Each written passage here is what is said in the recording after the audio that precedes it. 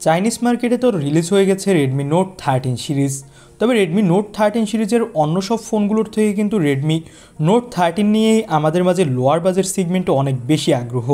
তো আজকের ভিডিওতে আমরা রেডমি নোট 13 ফোনটার ফুল ডিটেলস নিয়ে আপনাদের সাথে কথা বলার চেষ্টা করব।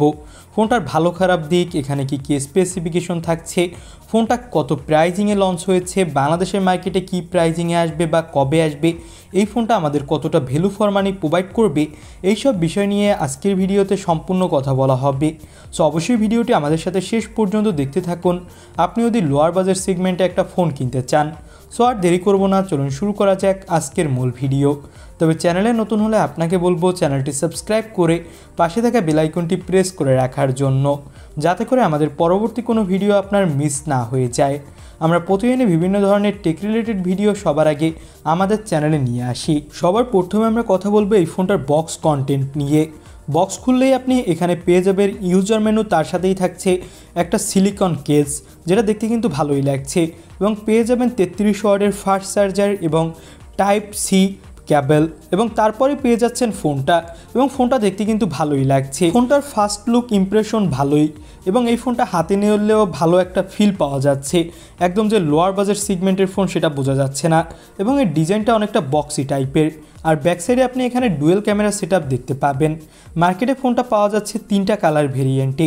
সাইড মাউন্টেড ফিঙ্গারপ্রিন্ট সেন্সর এখানে আপনি পাবেন, এবং পাবেন ইউএসবি টাইপ সি পোর্ট এবং 3.5 মিলিমিটারের অডিও জ্যাক।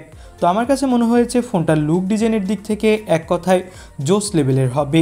এবার আমরা কথা বলবো এই ফোনটার ডিসপ্লে কোয়ালিটি নিয়ে।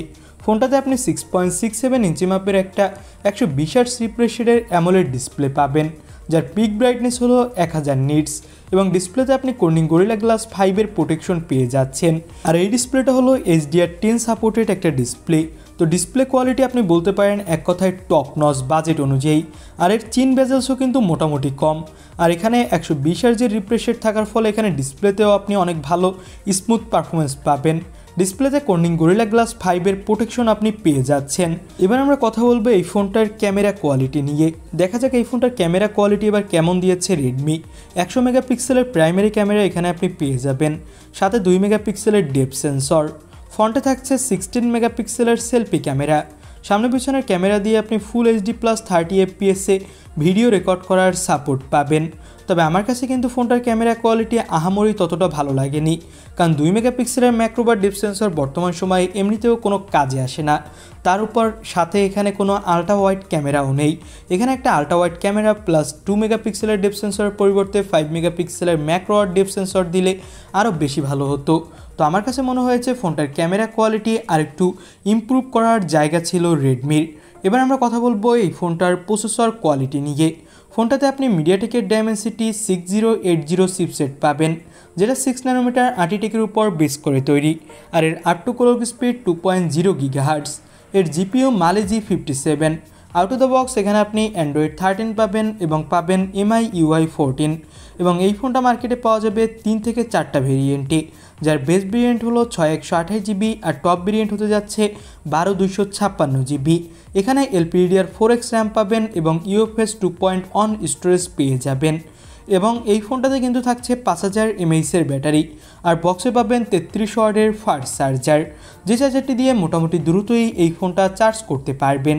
তো এক্সপেক্স কিন্তু এই ফোনটাতে ভালোই দেওয়া হয়েছে অন্য সব। তবে আপনি যদি ক্যামেরা কোয়ালিটির দিক খেয়াল করেন তাহলে ক্যামেরা কোয়ালিটিটা ততটাও বেশি ভালো লাগেনি আমার কাছে, বাকি সব দিক ঠিকঠাক আছে। এবার আমরা কথা বলবো ফোনটার প্রাইজিং নিয়ে। চাইনিজ মার্কেটে এর 4128 জিবি ভেরিয়েন্টের প্রাইস রাখা হয়েছে 1099 ইউয়ান, যার বর্তমান মার্কেটে বাংলাদেশে আসতে প্রাইস হতে পারে 16 থেকে 17,000 টাকা। তো 16 থেকে 17,000 টাকা ক্যামেরা কোয়ালিটি বাদ দিলে আর সব দিকে আমার কাছে ভালো লেগেছে। আপনাদের কাছে ফোনটা কেমন লাগলো তো অবশ্যই আমাদের কমেন্ট বক্সে জানাতে ভুলবেন না। আর এই ফোনটা কিছুদিনের মধ্যে দেশের মার্কেটে অবশ্যই চলে আসবে। তো ভিডিও ভালো লাগলে অবশ্যই একটি লাইক করে দিবেন, আর চ্যানেলে নতুন হলে সাবস্ক্রাইব করে পাশে থাকা বেল আইকনটি প্রেস করে রাখবেন। আজকের মতো ভিডিও এখানেই শেষ করছি। আল্লাহ হাফেজ।